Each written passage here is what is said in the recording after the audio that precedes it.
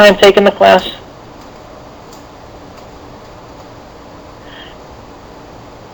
No? How many times? Is second, third? Several retakes. Alright. So when you say sort of, are you tired, or are there still things that are kind of fuzzy?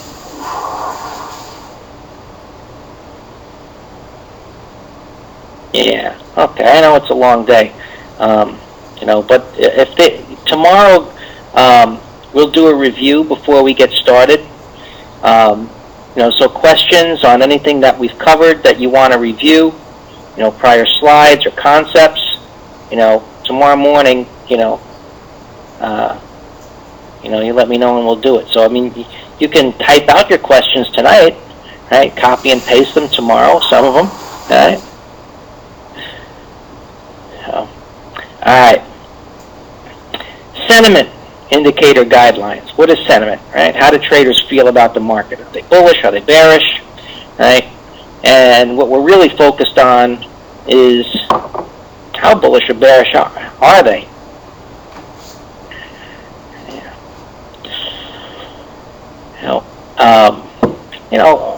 We were interested in when it's at extremes or excessive. Right? So we pay attention to what their trends, support, resistance, and the levels that they're at. Now, levels change over time, right? Depending on market environments. Bear markets, traders get more bearish than they do in bull markets, and vice versa. And human nature never changes. Right? So these concepts have always worked, and they'll always continue to work. Right? That said, we don't trade market internals. Right? We don't trade sentiment indicators. We don't buy and sell them. We buy and sell price. Right? These internals give us guidance as to what's happened in the past. Right? What is extreme? Right? Without a reference point, we don't know what extreme is. So when we have reference points from the past of what's happened, in a prior market environments, that gives us objective information, and says that when sentiment had reached this extreme in the past, right? How many different times, did the market reverse?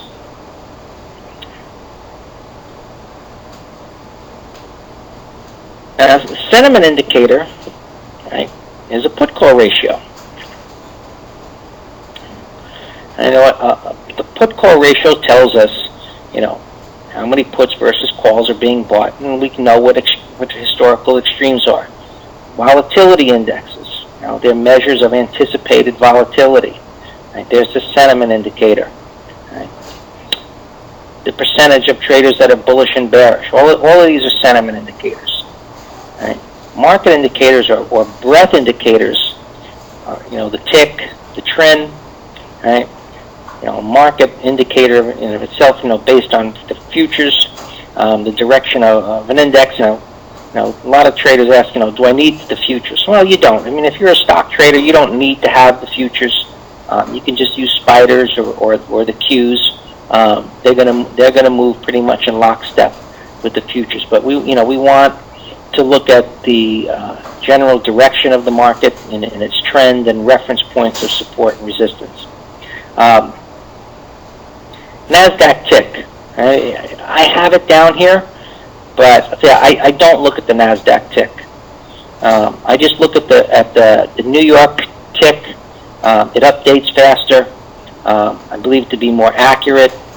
And the NASDAQ tick I have found to be redundant, so I don't look at it. But I will monitor the NASDAQ trend, right, to see what that's communicating about the volume that's moving into advancing or declining stocks.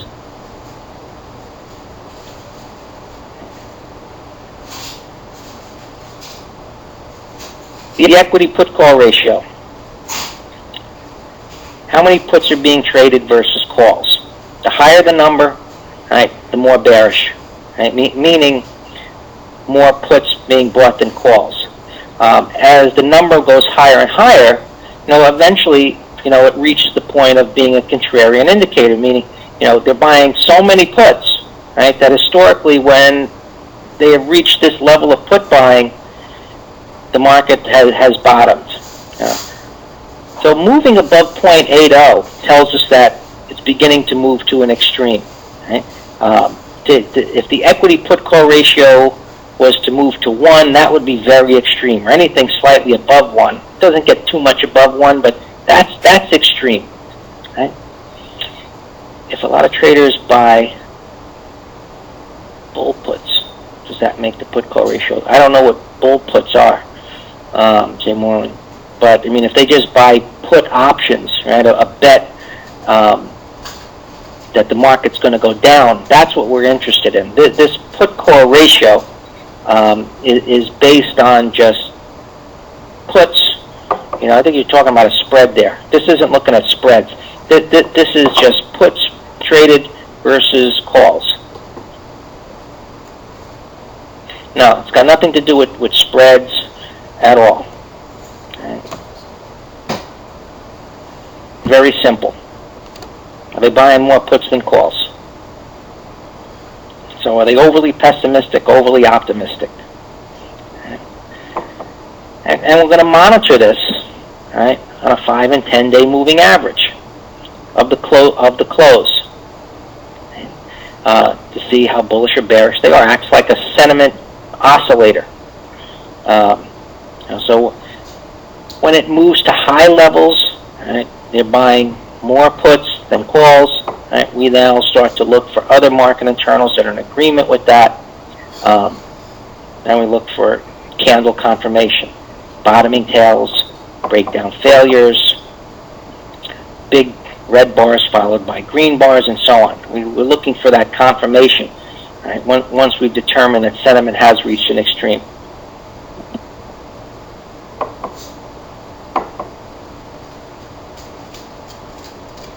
So we'll monitor this at the end of each day, right? And not necessary to chart it like this, but you can set up a chart of the put-call ratio and just look at it at the end of the day, or you can just put it in a minder and just look at where it closed at the end of the day. Right? So we're interested in when it closes at an extreme level. Right, above 0.80 or even higher, right? Or if it closes at a very low level, right, 0.50 or lower, meaning they're getting excessively bullish and buying too many calls. Now, this is just one day. Well, it goes up, right? As there's more put buying, it goes up. Right? And so here, a lot of put buying. And it's going higher, and what you would see, and what you should see, as this is going up, the market's going down. So yeah, it's inverse, and that's what you should see. If we were to put a chart of the S&P 500 above this, and as this is going up, the market should be dropping. Yeah, in the DVDs, I displayed the charts using Metastock, and that program has the ability to invert the scale and line it up so that this goes down, right, as the prices are going down in the market. So you can flip that scale in Metastock. Right.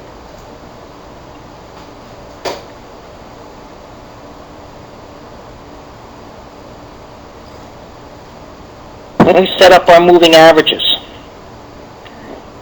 And this is just plotting a moving average of that closing put-call ratio. And we'll look at this at the end of the day and just see, is it at an extreme?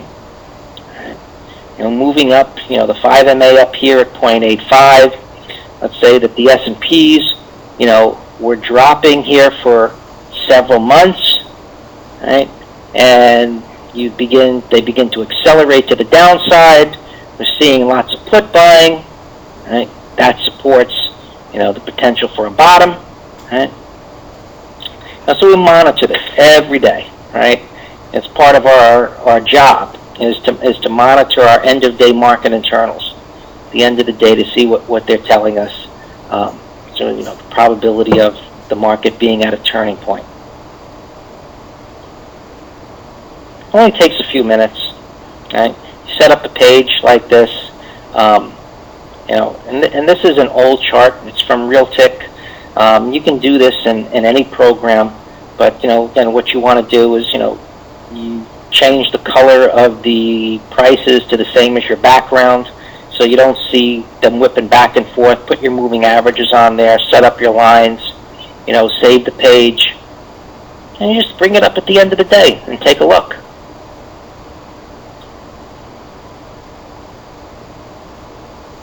And then you're not going to see,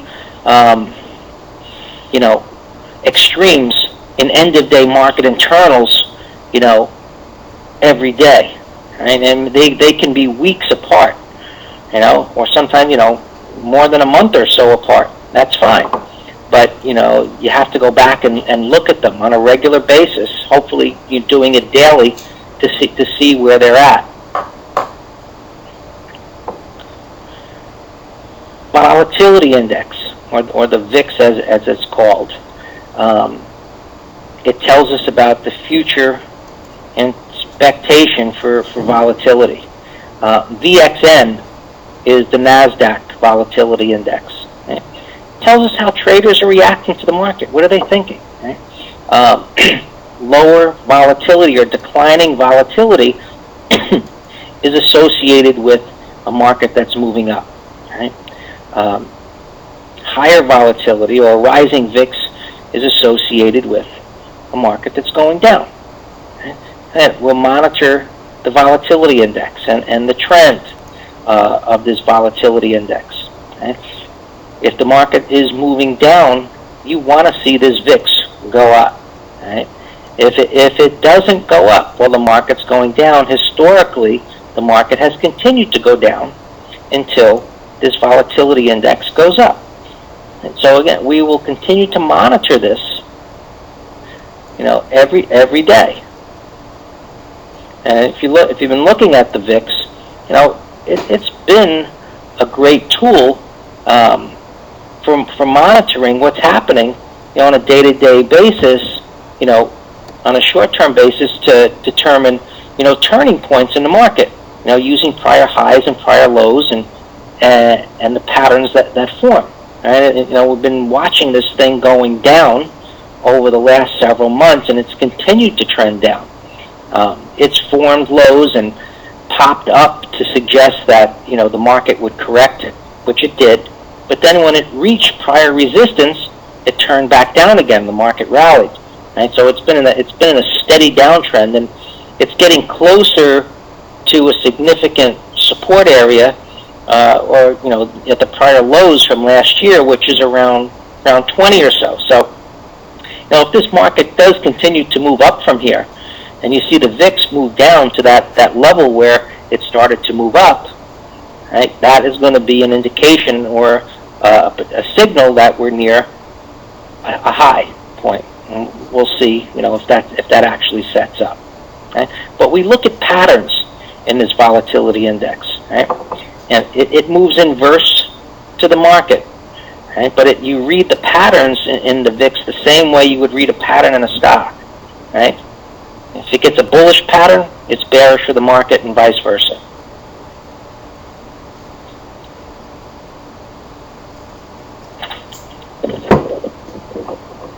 Here's a historical chart. It only goes up to 2005, but you can see in the past where, over here where it had at very low levels, down here where it had come down to like 11 or 12, spiked down to 10, and started moving up. And this was actually a time where, the market had moved higher, but volatility increased. Here was a big spike, right, in 1998. This was prior financial panic based on long-term capital management. It was a big hedge fund at the time where, concern was it was going to cause a financial meltdown. If you haven't read it, it's a really interesting book, enjoyable read. It's called When Genius Fails. The author's name is Lowenstein. I recommend reading it. It's interesting. And it talks about trade, psychology in a sense of that, there were people that were very smart, made tons of money, but still their emotions and human nature and lack of, following the plan put them out of business. Right? And it shows how, brokerage firms and the government got involved, and it's a good book. Right?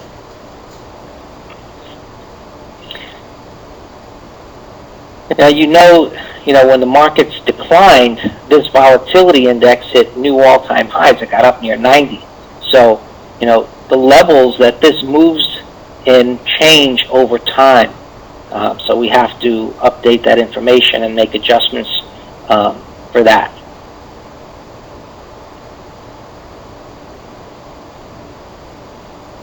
As I said, we read this just like we would any other price chart. Support, which is bearish. Resistance, which is bullish, because it's inverse. Right? Comes up near the highs, topping tail. If it's going to move down, a potent reversal here. Retesting the topping tail. It moves down. Right? We look to the market to move up. VIX is moving up. It's bearish. Market's moving down. Slowing momentum. Right? This was high at the time. Right? Looking for a market bottom.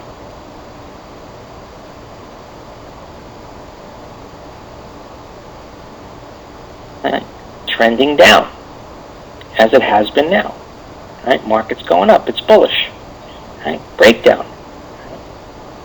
Market must have accelerated. Right? It moves up.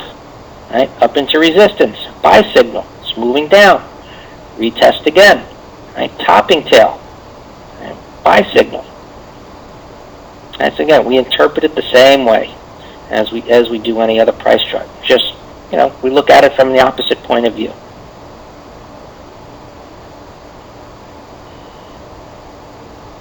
Market internals, right, we can look at or use reference points of market internals for potential turning points in the market. In this example, right, we see that the VIX was coming up into the area of a prior high. Right?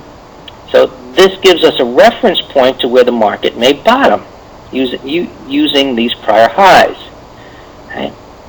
So back to currently what's happening, and we looked at the weekly chart of the Qs earlier in the day, and we said that there's no resistance here until much higher. Was it the Qs or the Nasdaq Composite? I forget.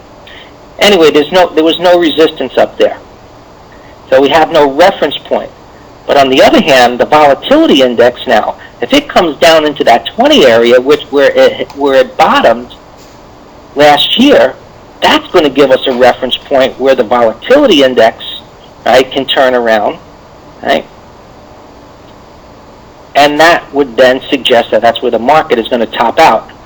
I do not have a VIX per sector or stock. I suppose you could. The data isn't available. If you knew the formula that was used to calculate the volatility index, and you looked at the near-term put and call options traded on a sector, I guess you could write it. Okay, Mullerman.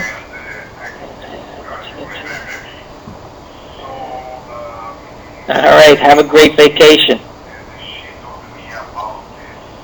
So again, this is based on the broader market, and the data just isn't there.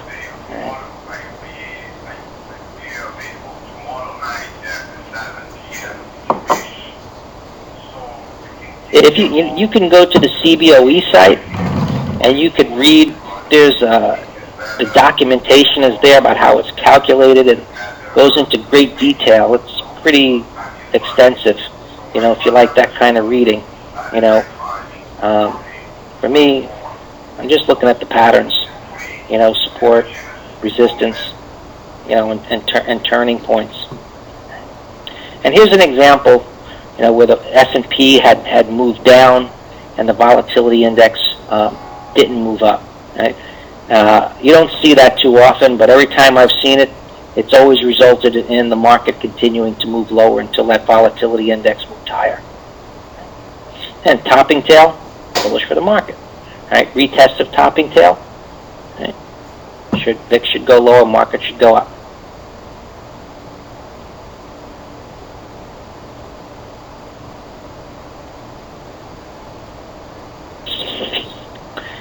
Tick indicator, right? Tells us how many stocks are trading on an uptick versus a downtick at any moment in time during the day. It moves very fast. This is an intraday market internal.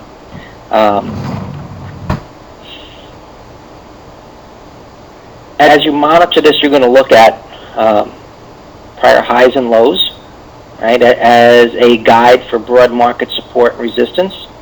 Now, this is how it helps us determine very short-term turning points in direction in the moment, using those prior highs and lows. Extremes. Generally, plus and minus 1,000 most often. Those are going to be the extreme points on the majority of days.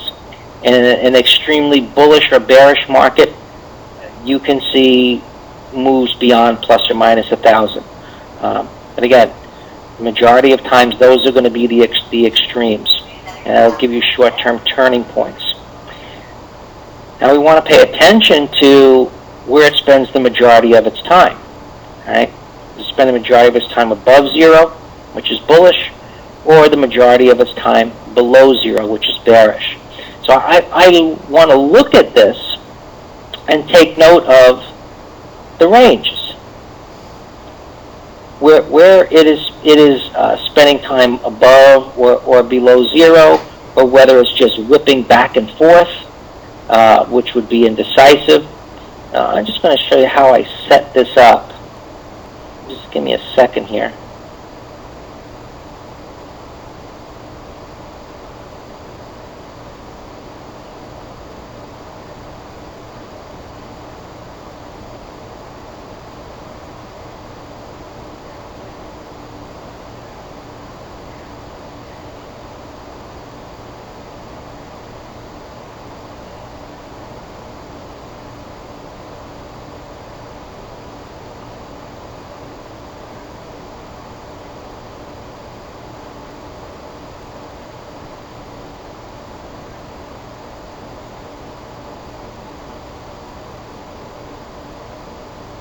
So if it's spending its time above the zero line, and that snapshot that I just put in there was pretty whippy, back and forth. So it's rather indecisive. But looking at that picture, and I said, well, what kind of day was this that we were looking at? Well, generally you would say it was an indecisive day, but it was more bullish than bearish, because you had more bars moving toward the plus 1,000 area than you did near the minus 1,000 area. But you had a lot of the bars ranges pretty much between plus and minus 600, which is really indecision when you see the bars ranges whipping back and forth above and below zero like that. Right, it got more bearish at the end of the day. You've got more, bearish bars, but on the other hand, it wasn't like it was going to minus 1,000. So while it got more bearish, it wasn't like you had any real strength pushing it lower. Right? So we want to measure that strength on the really bearish days. You have very little of the bars ranges getting above that zero line. Maybe plus or minus 200. And the majority of the bars ranges are down, moving down, below minus 600. You got the range within like that 3, 4, 5, 600 area, but you've got a lot of them going down to 800, 900, 1,000, right? And very little of the range above the zero line, right? And just the opposite, for the bullish days, you've got the majority of those bars above zero, going up to at plus 1,000. And looking at that chart, at around 1 o'clock to 2 o'clock, that is where it's relatively bullish. You got the majority of the bars ranges above zero. It's getting up to 800-900 or so. Right? So what you need to do is capture these pictures, right, and study them each day. So indecisive day, bullish day, bearish day, become familiar. So here in this next slide, you've got indecisive type of price action. Right? Whipping back and forth above and below zero. There are times where it was more bearish than bullish and vice versa. But the reference points of those highs and lows, right, they were established. Right? Around 500-600, right, as resistance. And down here, around 300-400 as support.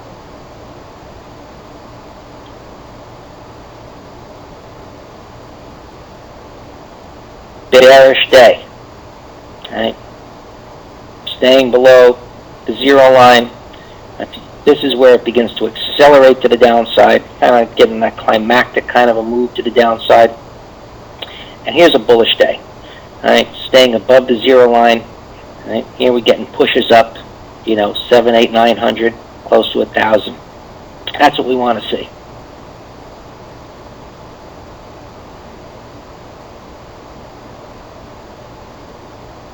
Now we look for confirmation, right? Meaning, market's moving down.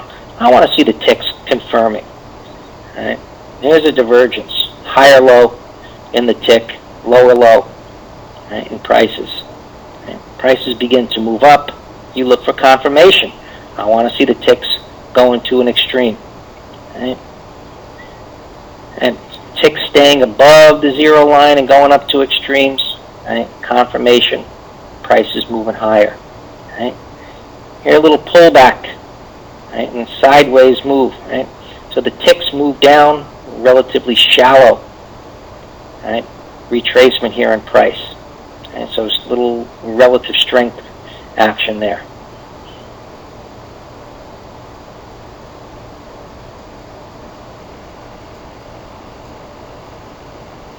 Trend. Right, that's the formula of how it's calculated. It's a ratio telling us how much volume is associated with advancing stocks versus declining stocks. It provides a bias for us. Right? If it's above 1, it tells us that there's more volume associated with decliners. So we interpret that as bearish. And so if I got a trend above 1 and rising, right, you can have a trend above 1 and declining, which is the market becoming more bullish. But if I have a trend above 1 and rising, I'm looking for the tick to be below 0 and ideally pushing below that 600 area.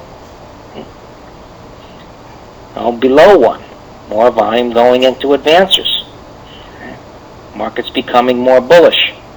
So again, it could be, as I said, above 1 and dropping. Right? Where the market is improving, but the more bullish scenario would be below 1 and declining. Right? And under that scenario, I want to see, again, the ticks above the zero line and pushing up above 600. So the trend is more important than the absolute value when it comes to the trend. Right? That rising is bearish, declining is bullish, right? Unless it gets to an extreme. No, historically 1.5 to 2 is extreme. In a bear market, it'll go beyond that. Below 0.35 is very low. And we want to see if it starts to trend at that point. And we're also going to monitor this with a 5 and 10 period moving average of the close, of the daily close. Right? We don't use this intraday. We don't look at intraday moving averages of it as an indication of being at an overbought or oversold level.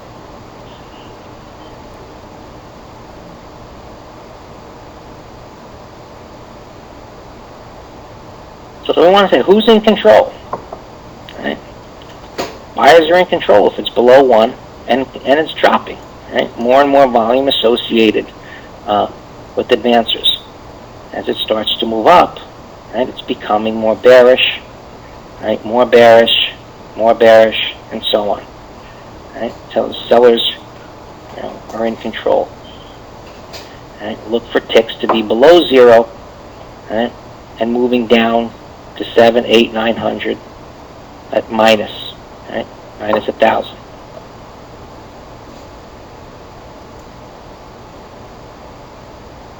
So here was basing going sideways, right, at a bullish level. Right? So we don't immediately start thinking, oh, trend is too low, and I'm going to start looking for shorts. No. Right? Trend low and going sideways like that is bullish. Lots of volume moving into advancers. I look at my ticks. They're above 0. They're going 800, 900, 1,000. We're looking for longs. Right? But if it starts moving higher, it tells us that the market environment is beginning to change, right, as it begins to move up from that level. So as this begins to move up, you look at your ticks. You're getting confirmation. How strong is the selling? This tells me that volume is moving into decliners. But how strong is the selling pressure? Right there, what is the tick telling me? So if this starts to move up, and the ticks get to like minus 300 or 400, that's not such a big deal. Right? You're getting a correction there. On the other hand, if we start seeing ticks getting down to minus 800, 900, this keeps moving up, the ticks can't get back above 0, that market's becoming more bearish. You better pay attention to it, right? Start looking for stocks that are showing relative weakness at the time, right? Look for stocks that didn't rally, right, when the trend was bullish like this and the ticks were bullish. Those are the ones that are likely to drop. Okay.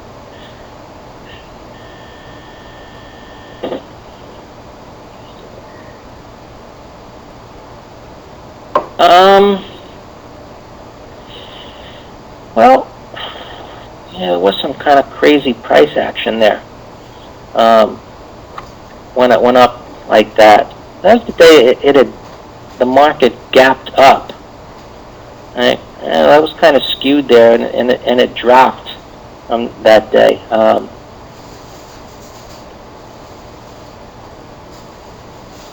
don't know. 7:30. There was some kind of crazy price action, that's for sure. That's what mine looked like. Spiked up there at 11 o'clock up to 2.4, and then it started dropping.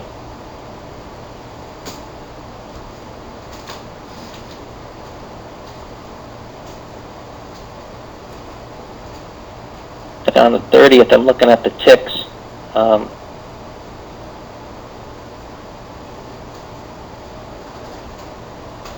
Which, from around 10 o'clock or so was up in an extreme, and they were staying above 0, while the trend was dropping.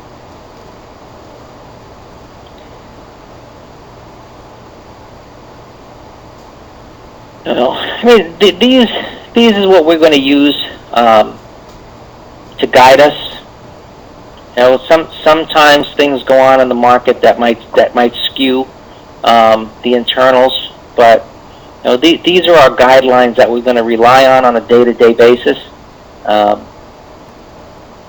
Sometimes crazy things happen. And even looking at how the trend started whipping around at the end of the day on Friday. Volume was pretty light. Like I said, maybe some data got went haywire. We don't know.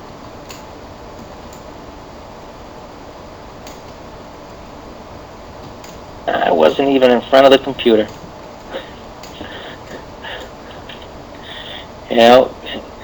Friday afternoons have not been a good time to be trading lately.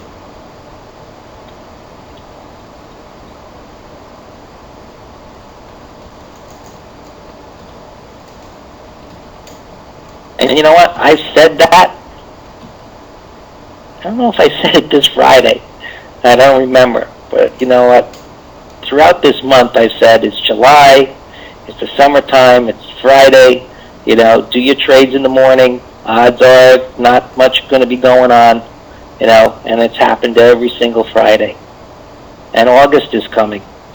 You know, which, you know, many times is even worse than July as more and more people go on vacation.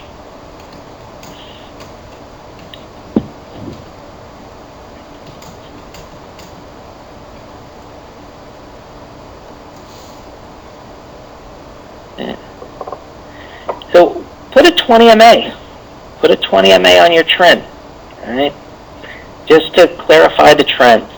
Right? If it's under the 20 MA, it's becoming more bullish, right? Declining here, and as it's dropping, tells me that the market's improving. You take note, is it above 1 or below 1 and declining? Right? It's turned back up here, it's becoming more bearish as it starts to trend higher.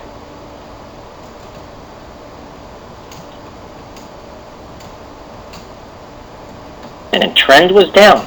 Even though it was high, right, stocks were gapping down, the market was gapping down, it was at a high level at the open, it was trending down throughout the day. Right? So the market was continually improving, right, as the trend was trending lower.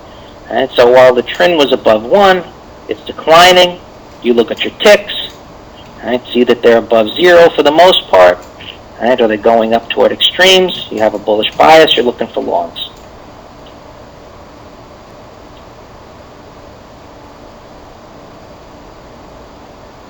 As the slide says, don't fight this trend. Right? You're going to lose money. Tick oscillating above the 0 line, trend declining below its 20 MA, futures moving higher above their 20 MA. Right? You're going to lose money, right, if you fight this. Right? And you're looking for longs, you're looking to buy pullbacks, stocks showing relative strength, right? Buying breakouts, tight consolidations, and so on. Right? Again, we can measure what kind of day it is, so we can even have a better day than this, right? Meaning this was declining from, say, 1 down toward 0.5, and you had more tick bars, right, getting up toward higher extremes, and you know the future's trending up higher. Here's a move up, here's a pullback, here's a bottoming tail. Prices moved up. This provides a new reference point where the buyers are going to be. Bottoming tail and bullish bar here says it's going to go up. Right? There are buyers down here. Traders are going to be bidding. Pull back, reversal. Okay.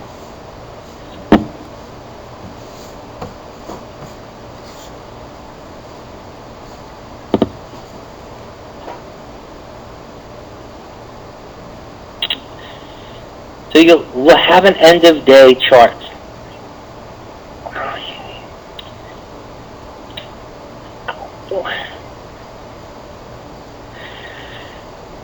Yeah, what Mercy is saying is, you look at the breakdown, right, of the trend will give you insights as to what it is saying as well.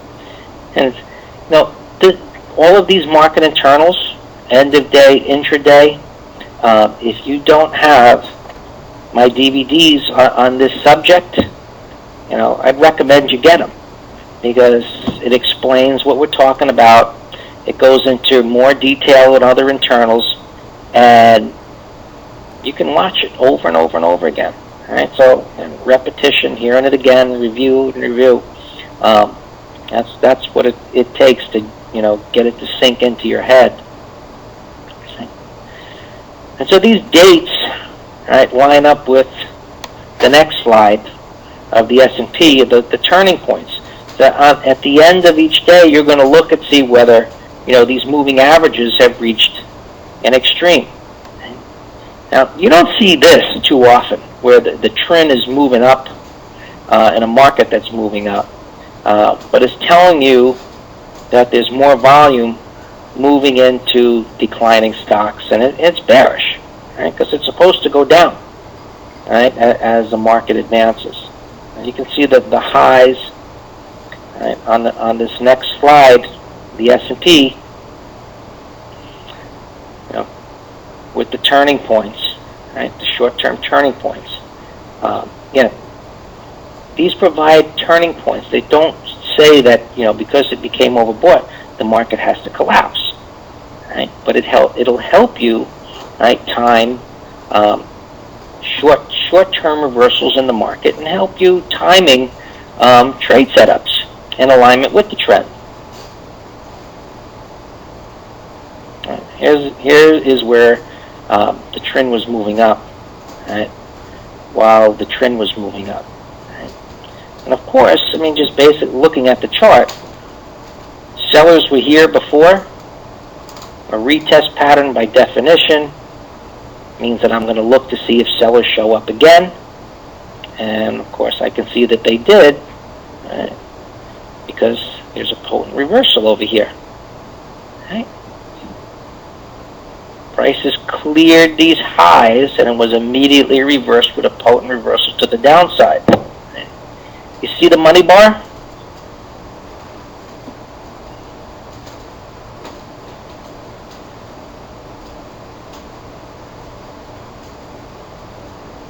Move up, slap back down again. Okay. That's going to move lower.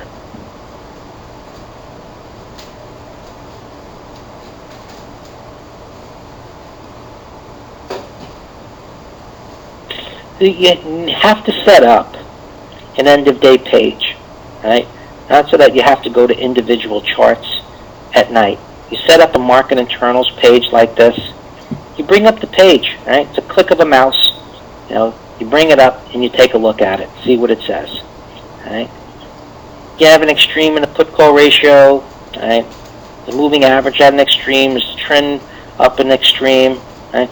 You look for agreement between these market internals, right, to guide you, right, as to what is likely to happen in the market, right, at turning points. Right?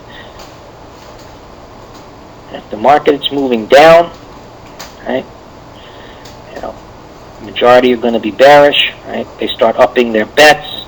That's continuation, right? High put-call ratio, trend moving up, and so on. Right? It gives us that objective information. So what's happening in the market? What are they doing? Right? Buying puts, buying calls. How much, you know, volume is moving into decliners? Historically, is it excessive? Right?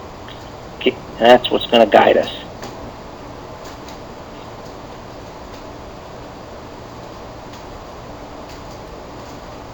We use sectors for confirmation or divergences.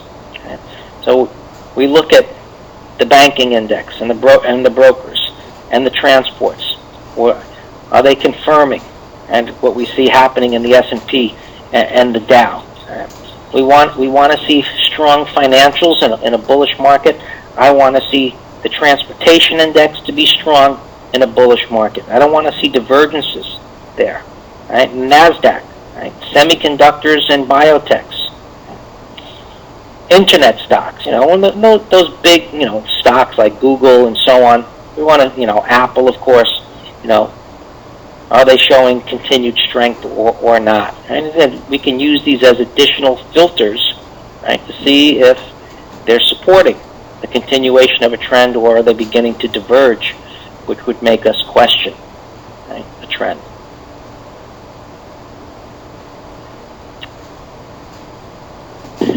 Reversal periods.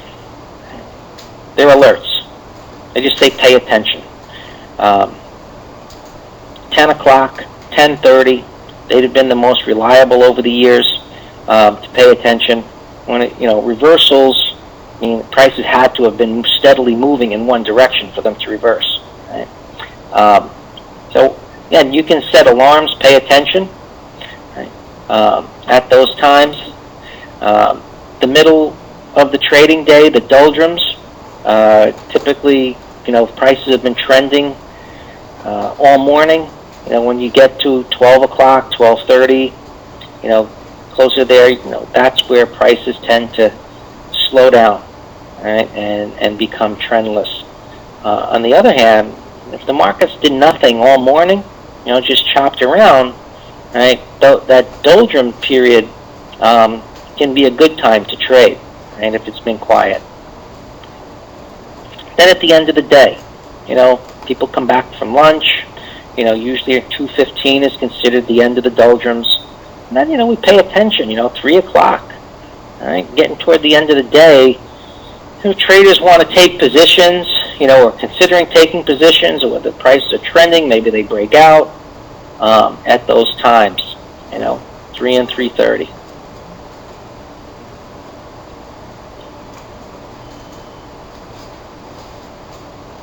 Again, they're not exact times, right? But they help us pay attention, right? To be aware, because historically, when you get around 10 o'clock, there's a reaction at 10:30, possibly at 11. The middle ones are less reliable as being not as exact as, that 10 o'clock and 10:30 time period, and then later in the day. But, and you want to pay attention during those times. Mark up your charts when you do your analysis at night and your review. You print out some charts. Mark these things up, right? To see if prices are consistently turning at a certain time during the day.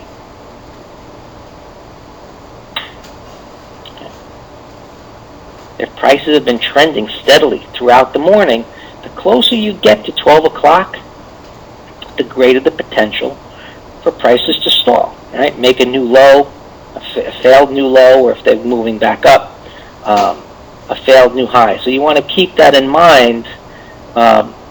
You've had a trend all morning, and you're getting, closer to lunchtime. Selling breakdowns or buying breakouts are going to be less reliable during those times.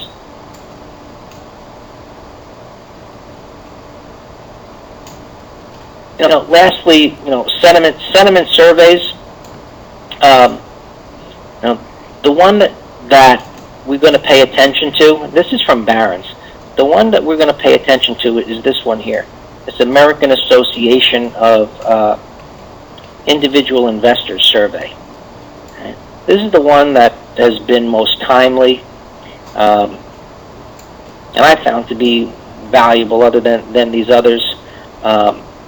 And it's readily available by going to the website, American Association of Individual Investors, at AAII.com. They update the survey every Wednesday. So you go to the site, scroll down, it's on the left side, and take a look at it. And if you see that, bullish sentiment, is up near 60%, and bears, I think this is a good example, bears are 20%, or maybe it's 15%, that's an extreme. You want to pay attention. So now, if you saw, bullish sentiment like this, and you saw, your 5 MA of the TRIN down 0.50, and, call buying is rampant, right? You're close to a market high. Right? Now you're looking for a breakout failure, some type, and of course, eventually, a break of major support, potentially a trend reversal. Right?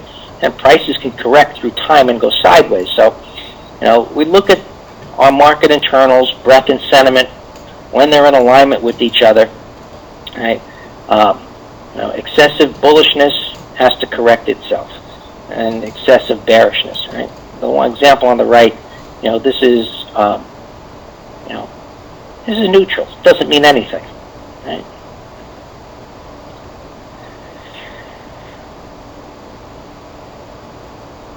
That's it for our market internals. We're done for the day. And as I said, think about what we reviewed today and come with questions tomorrow.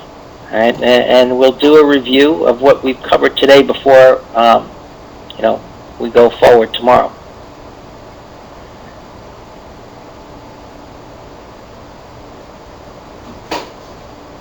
Terrific, Marcia. I love to hear when everybody, not everybody, these things are working and they're sinking in and they're helping. Someone that I did the TPM2 in Long Beach.